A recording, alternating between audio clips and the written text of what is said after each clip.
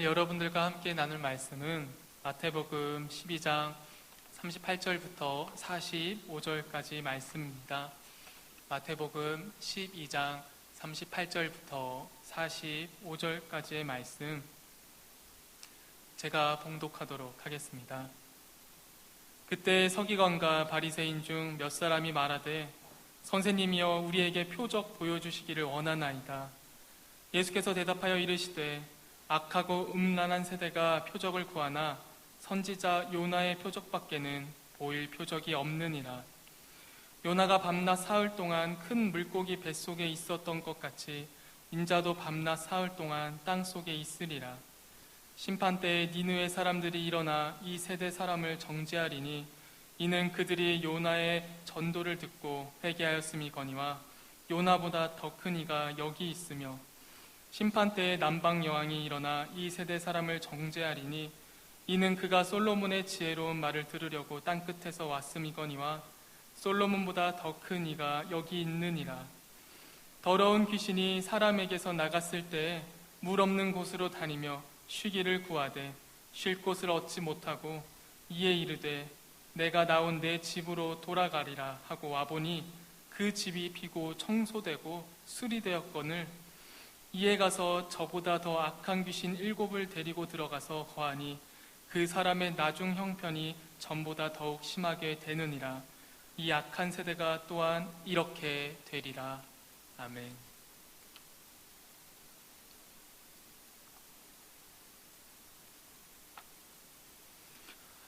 오늘 이렇게 예배당에 오신 많은 우리 청년분들과 우리 성도님들이 계시는데요. 여러분들 교회를 다니는 사람 중에 모든 사람이 예수를 믿는 것 같지는 않습니다.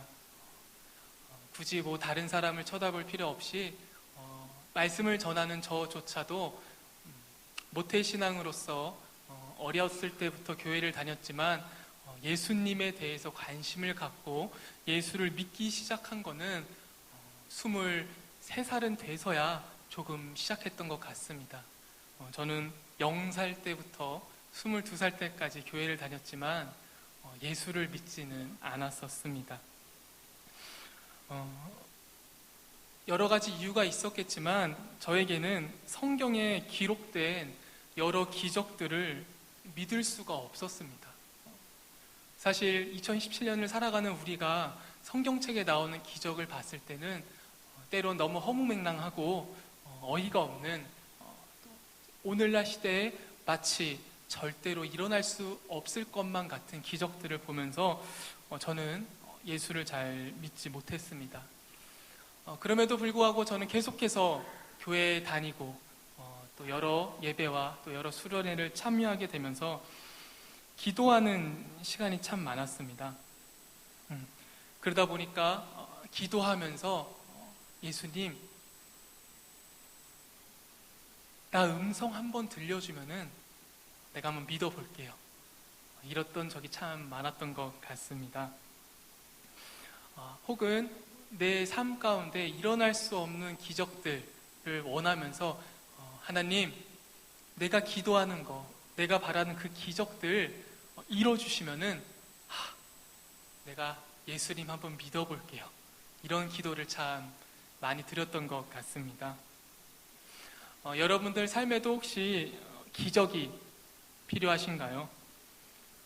누군가는 로또 당첨과 같이 되면 좋고 안 되면 말고 이런 기적들을 바라고 계시는 분들도 있지만 어떤 분들은 굉장히 간절한 기적을 바라고 계시는 분들도 있습니다.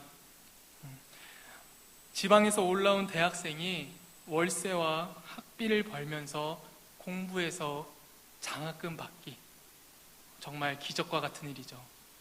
혹은 인턴으로 2년 동안 일한 곳에서 정직원으로 되기, 혹은 기간제 직장을 다니며 국가고시 합격하기, 혹은 결혼해서 내 집 마련하기 등과 같이 정말 삶 가운데 간절히 이뤄지길 바라는 기적들을 갖고 있는 분들이 있을 겁니다.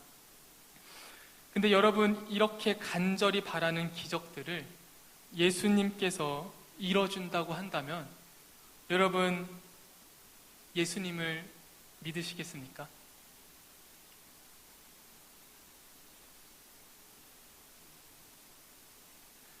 오늘 말씀에서 서기관과 바리새인 중 몇 사람이 이렇게 물어봤습니다.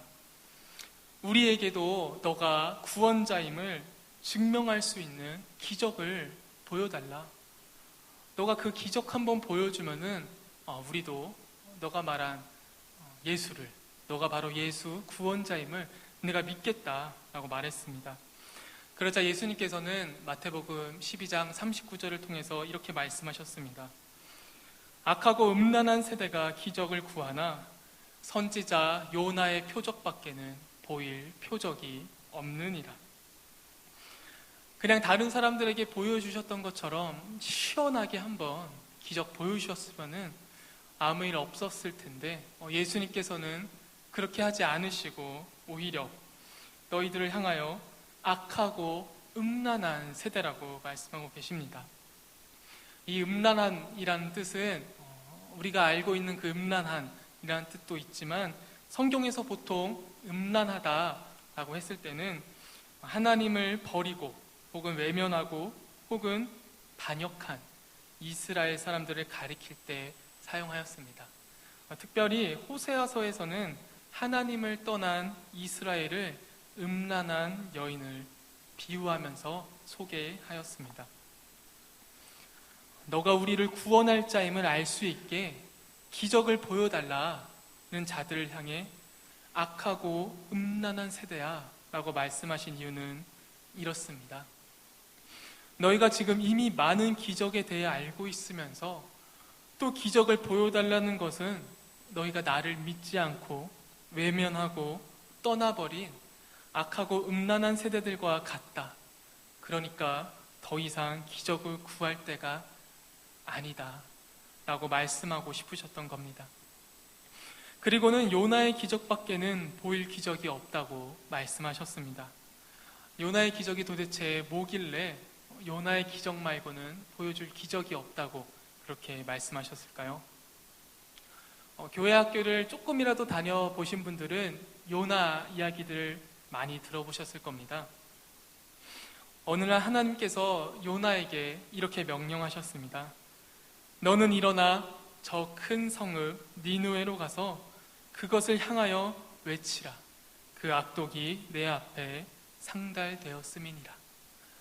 하나님께서는 요나를 통해서 니느웨라는 도시에 가서 너희들 지금 곧 심판받을 수 있을 정도로 굉장히 악한 일을 저지르고 있으니 더 이상 그 악한 행동 등을 멈추고 나에게 돌아오라 라는 말씀을 요나를 통해서 말씀하고 싶으셨나 봅니다. 그러나 요나는 하나님의 말씀에 순종하지 않았습니다. 요나는 오히려 하나님께서 가라고 하신 그 니느웨에서부터 최대한 멀리 떨어지고자 배를 타고 다시스라는 곳으로 가게 됩니다.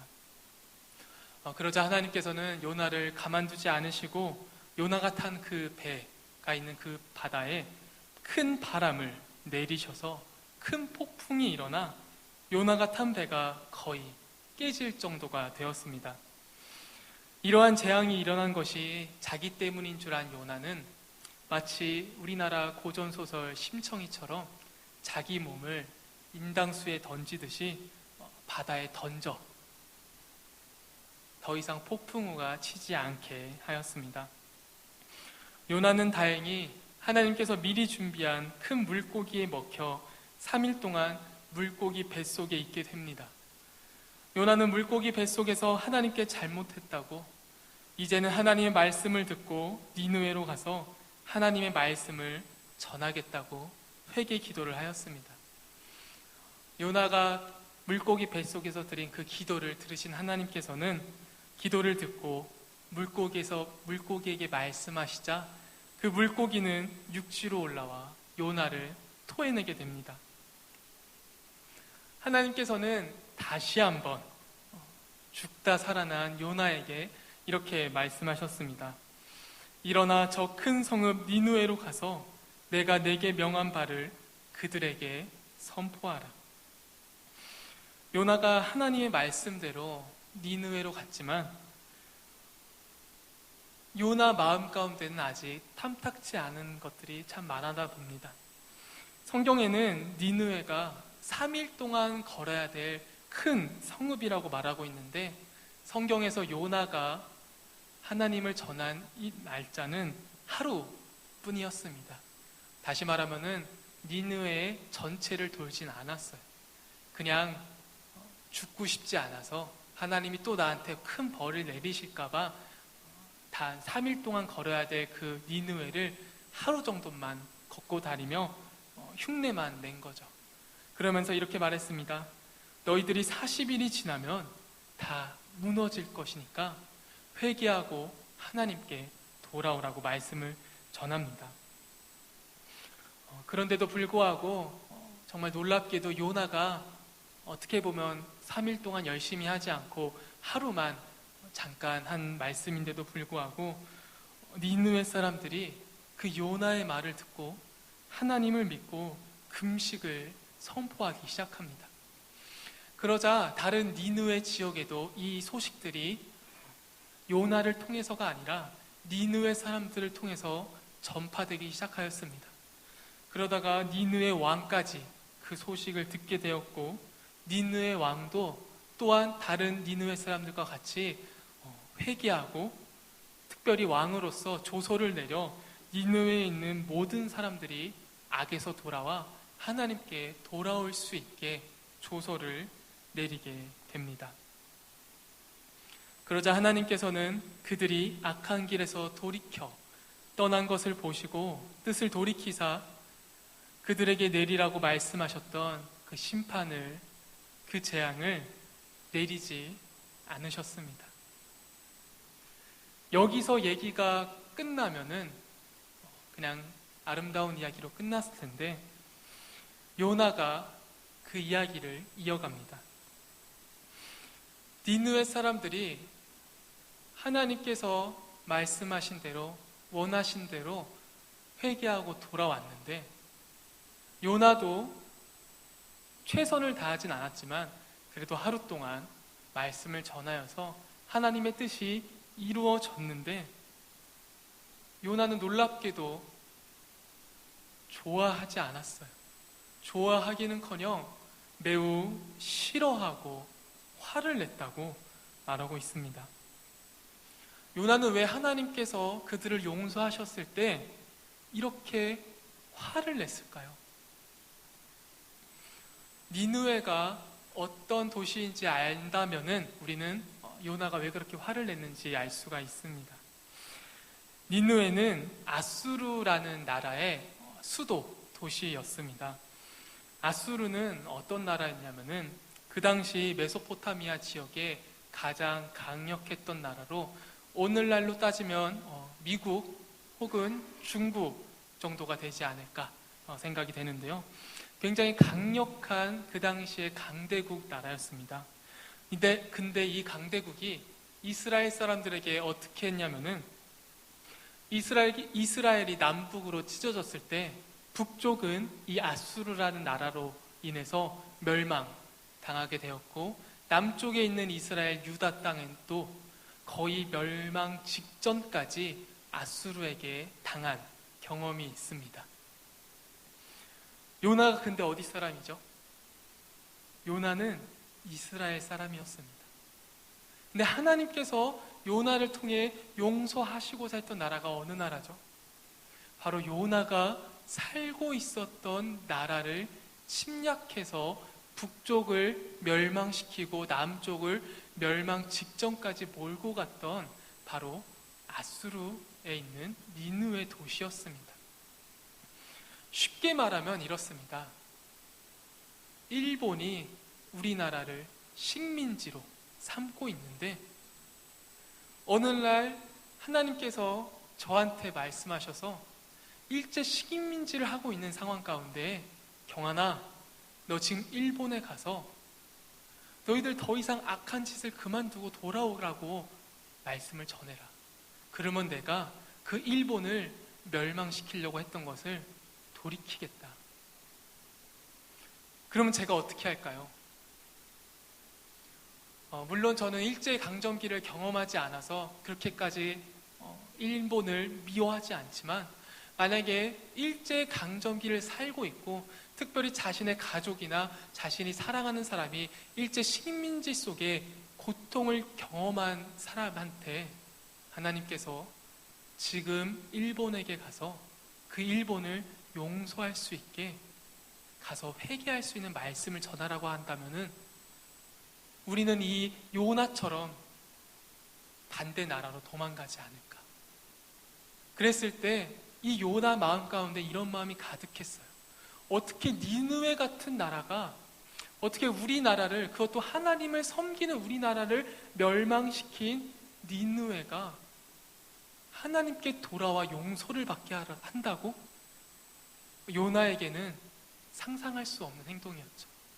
그런데 하나님께서 나를 다시 한번 물고기 밥으로 죽일까봐 두려워서 어쩔 수 없이 3일 동안 전해야 되는 것을 하루만, 신용만 낸 건데, 그 신용에 니느웨 사람들이 모두 회개하고 돌아와서 심판을 받지 않으니 이 요나 마음이 얼마나 어이가 없었겠어요. 저 니느웨는 멸망당에 마땅한 나라인데 저 나라를 용서해 주다니. 요나는 매우 싫어하고 화를 낼 수밖에 없었습니다. 하지만 하나님께서는 그들이 악에서 떠나 하나님께 돌아왔을 때 그들을 용서하셨습니다. 다시 오늘 말씀으로 돌아와서 요나의 기적은 바로 니느웨처럼 하나님을 믿는 이스라엘 민족을 침략하는 자들이 회개하였을 때 용서하신다는 바로 기적이었습니다.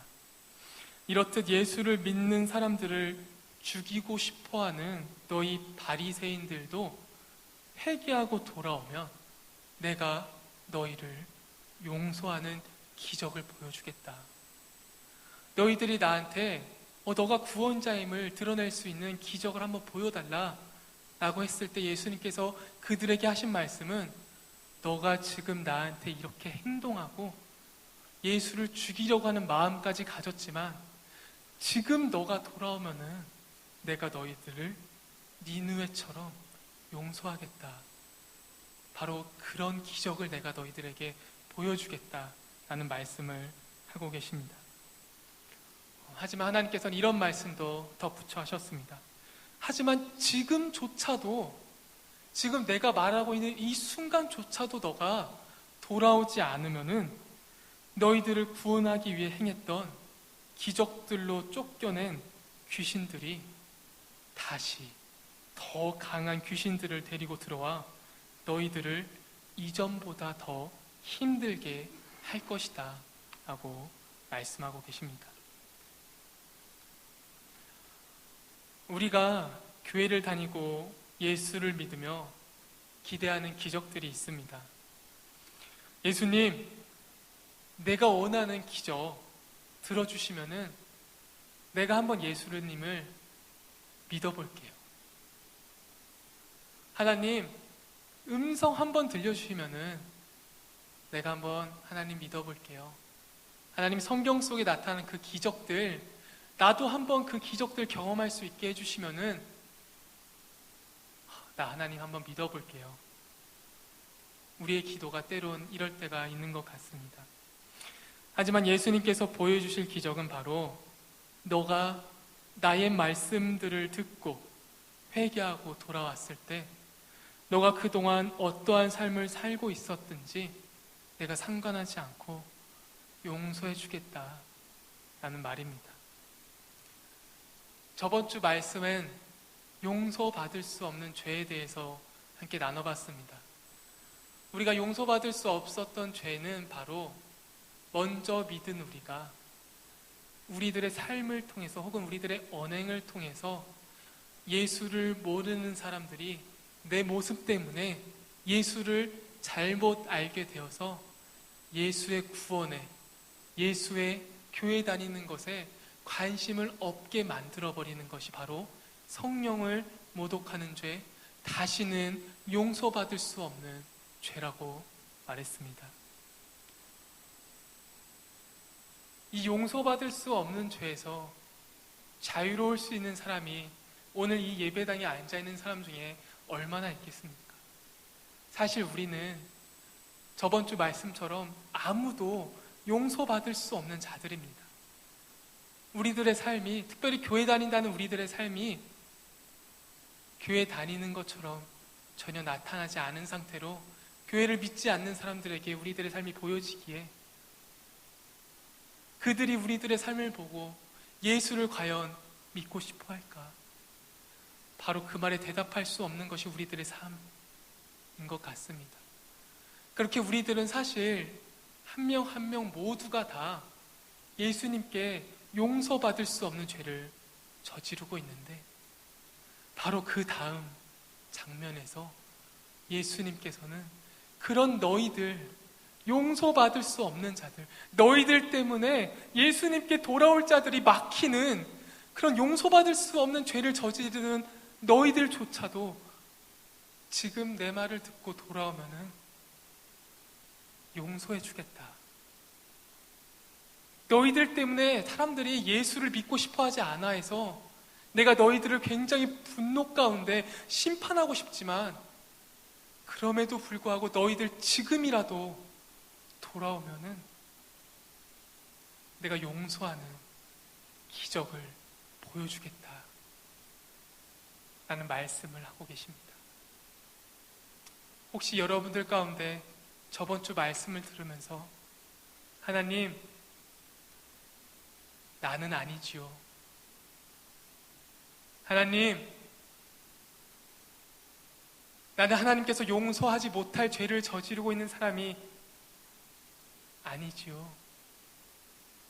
라고 한 생각을 하신 분들이 있다면 바로 그분들에게 오늘 하나님께서 말씀하고 계십니다.